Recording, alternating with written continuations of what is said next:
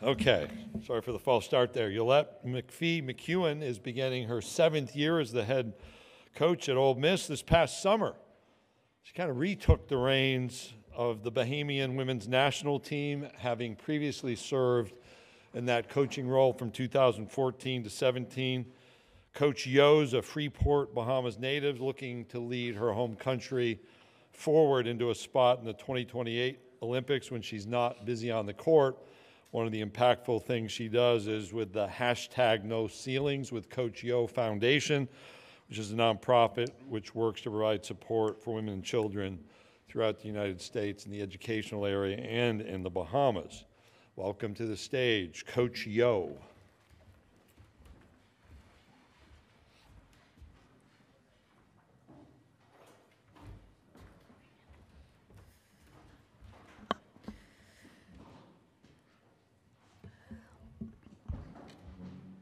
Good evening. I know that you all have been going all day, so I'll try to keep this short and sweet to engage, keep you engaged. If you're anything like my student athletes, you got about 10 minutes in you, so I'll just get right to it. In 2024, in the climate that we're in, I'm just really blessed that this is my 7th season at the University of Mississippi. I'm excited about what's to come in our league. I think our league, this is not coach speak. I think our league is the best league in the nation, and I'm grateful for us to be a part of it. We have a lot to be excited about in Oxford. We have 7 returners, 7 new players, and just a lot of energy and excitement, a great healthy balance of old and young, and I think that you need that and to be competitive in the Southeastern Conference. We have an incredibly competitive schedule. We open up this season in Paris versus the University of Southern California. We were luckily picked to play a Final Four participant in the SEC ACC Challenge and NC State. And we go to the Bahamas. I don't know who picked that, but this is our 3rd year in a row going back home. And we play Boston College. And if we're successful against them, we get a chance to play the Connecticut Huskies. So needless to say, we have beefed up our non-conference schedule simply because our conference schedule has beefed up. And I know that sounds crazy, but for me, I'd rather our players have a chance to dive into the competitive space before we get into what I call the baby WNBA, which is the SEC. So a lot of growth. We're excited to have some of our players return. Madison Scott, she is Ole Miss women's basketball. This being her 5th year, made SEC 2nd team preseason rankings. KK Deans, who we lost after winning the championship last year in the Bahamas, is back and healthy. And then we went into the portal and filled some spots that we thought we needed and brought in what I think is an incredibly unique freshman class, all international, hailing from Mali, Africa, Brazil, Portugal, and Slovenia. And so we're excited about our group. I love our team. I'm ready. I'm not ready to get started. I'd be lying if I said that I am. Anybody who's ready to get started right now is, I don't know. I don't think anybody's ready to get started, but it's near, it's coming. The temperature has changed, and we're here. So, like I said, I'm very grateful to play in the Southeastern Conference. I'm excited I have an immense amount of joy about being the head coach at the University of Mississippi, and we look forward to having a hopeful and healthy season. All right, let's go to questions. Raise your hand if you have a question for the coach. Remember to identify yourself and the media outlet you represent when you ask your question, and let's start on the front row in the middle. First question. Cora Hall, Knoxville News Sentinel. You just mentioned opening the season in Paris. Just after seeing what a kind of amazing thing that was last year, what does it mean to, have your program participate in that this year? Cora, how you doing? When we got the call, we were ecstatic, and immediately I said yes, but I didn't ask for permission, so I had to dial it back. But our administration, from the chancellor down, was in full support, and that is something that I appreciate at Ole Miss. Like, they understand the balance of, wanting to win championships, obviously, but the student-athlete experience. And so we're going to play a basketball game, but we're going to go up early enough to have a chance to explore Paris and see what it's about and use it as an educational tool for our student-athletes. Raise your hand if you have a question. All right, let's go second row right in the middle, and then the next we'll go fourth row in the middle. Hi, Coach. Kevin Skarbinski with the SEC Blog. What do you like about having a roster that has a balance of domestic players and international players?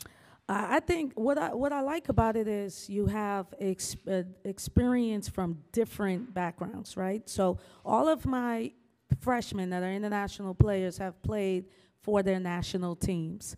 So they are experienced when it comes to playing high-level basketball in Europe and in Africa. So that's something that was exciting for me. Nowadays you can't be that young, all right? You won't be around to see them grow. So there needs to be a balance of having the experience.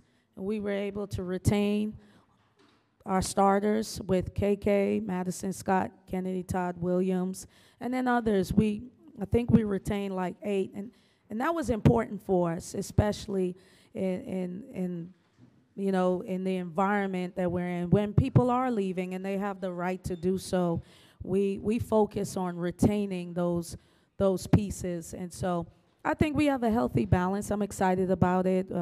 It's a lot of newness still, but that is what it is for us nowadays.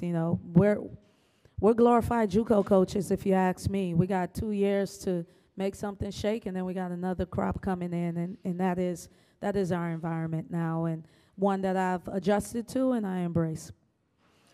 Okay, fourth row in the middle, and then we're going to come to the second row here on the left side. Donna Sprayberry, the Rebel Walk. Coach O, the NCAA has eliminated the National Letter of Intent. Do you have any concerns about how that may affect programs in the future?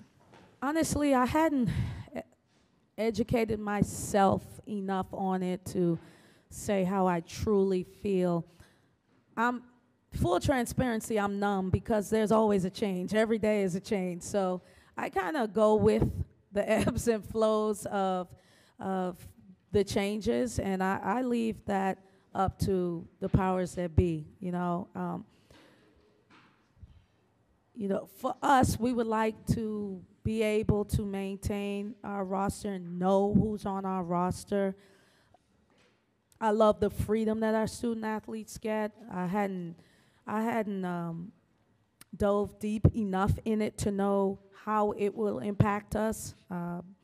But at the end of the day, the NCAA is going to put the student athlete first, and we have to adapt and we have to adjust. So kind of have to wait and see. Ask me after signing day how I feel about it. All right, next question, second row on the left.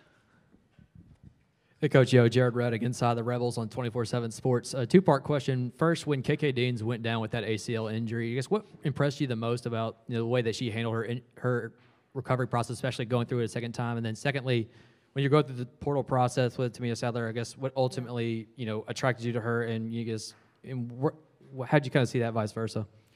Well, we were devastated when KK went down. She's the heartbeat of our team, and an extension of me, and had really been working hard and had big goals. But I've always been impressed with KK's tenacity and toughness, but after seeing her go through the process of returning after this ACL injury, I'm even more inspired by just, her character and her will to want to be back and be there for the team. And we had a lot of success last year, but Jared, she had a lot to do with that. She became a coach on the bench. She was a great air for our players, and we're excited to have her back. When it comes to Tam, I think I got a little PTSD with KK going down, so I wanted to get some another experienced point guard, lead guard in. And so we went out and started scouring the portal, and we utilized the portal to get pieces that we think we need. We're not greedy. We don't just jump in there and just get whatever we can. So she was just someone we needed. We needed maturity. We needed someone that came from a winning program in Colorado, and I have tons of respect for Coach JR, and I called her and asked her about Tam, and she was supportive and had great things to say about her. And then our job was to convince her to come to the SIP, and we're glad that she's here. Other questions, please raise your hand. Other questions for Coach? All right, let's come back to the middle in the front row. As a coach who sends players to WNBA from your program, I'm curious your thoughts on this season and kind of like the spike in popularity that's obviously been building, right? And more eyes, historic ratings and attendance, but also everything that came with it in terms of the heightened racism and online abuse a lot of players face. Just what are your thoughts on where the league is at this moment and kind of where it goes from here? Well, that sounded great when you started and said for someone that sends players to the league. I was like, yeah, that's us, I think the league is at a growth stage, and anytime you have growth, it's going to be good and bad. And I'm not one to say you have to take the good with the bad. I just know that the good and the bad comes when you're trying to elevate anything, right? But I don't condone it, and I'm heartbroken when I hear the stories about players being, stalked and attacked, and, the verbal abuse, and sometimes where the media takes it, and social media. When I say the media, I'm not attacking you all, I'm just talking about the media as a whole. But I think we'll get to the other side of it because it's a beautiful sport. We have beautiful people in the sport that come from all different backgrounds and represent all facets of our world, right? And so I think that once we get over the shock of the negativity that comes with it and we start to balance it out, it will continue to blossom. I just saw Stewie and Fees, they're unrivaled. Like, that's crazy. TNT, just having that exposure, I think it just shows that women's basketball is an entity and a product that needs to be invested in. We have a new deal here in the SEC, and it's legitimate. And so we're going to continue to grow, and hopefully we can educate the new fans that come in to be comfortable with our game and what it represents, and allowing it to be different from maybe men's basketball, but still appreciating it for a high-level sport that it is. Any other questions for Coach? All right, let's go back to the middle, fourth row. Coach O'Donnell, the Rebel Walk. Both of your players today commented on how much you have taught them as far as being women outside of basketball, and they really commented strongly on how much of an impact you had made on their life. In turn, how have they been part of you? And we see it all the time, a part of your family, coming to your kids' games and stuff. How have your players impacted and changed your life? Whew. I mean, I would go over my time limit of 10 minutes that we discussed and agreed upon, but my players teach me something new every single day. And when we recruit, I always tell our coaches, let's have people around us that we wouldn't mind our kids around. And that's one thing that I'm proud to say about the young women on my team. They're great people. And I don't mind them being around my kids, being examples for my two daughters. We're a family. They accept me for who I am, and I appreciate that because, I'm a ball of fire in practice, and they kind of just allow me to be that. They don't try to change me. They don't complain about it, They appreciate the difference of when I'm on the court versus when I'm off the court. And I love them, and I want to see them win. And so every day I think I go into work saying, if I be to them what they need me to be, in return, they will be inspired to be for me what we need them to be. And I think that we have that partnership and that understanding. And but it comes first with the character, and they're just awesome people. Other questions for Coach? Raise your hand. All right, let's go to the second row on the left, and then we'll come to the second row on the middle. You were talking about the SIP earlier when I asked you that previous question. When you first took this job in 2018, one of the first things you were asked was the pressure of, beating Mississippi State, especially, when they were in the middle of their Final Four runs. But, now that you've kind of had the upper hand on them as of late and finished the top 4 in the SEC each of the last 4 years and just playing against them, I guess, what has that particular series meant to you? I mean, obviously every SEC game is important, but that particular one, particularly how much you rep Ole Miss on your chest every single day. Well, I'll tell you one thing. I learned quickly that we're going to hold it down for Oxford, Mississippi, the flagship. But here's the thing. I love rivalries.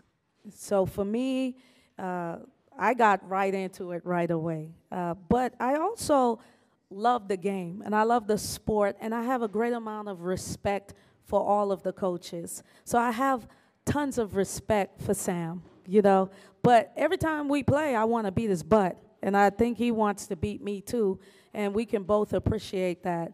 But I think rivalries just show, the passion that universities, towns, people have, and I'm proud to be on this side with the Rebels. Okay, we've got time for one more question right there in the middle.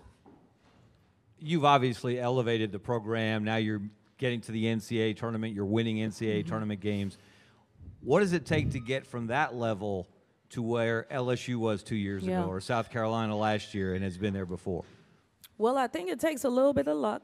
You got to get a good draw, and that's why we're playing such a competitive non-conference.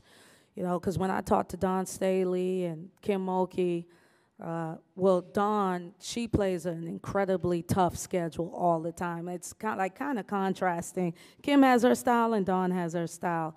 But for us, I think we want to try to get a home court advantage.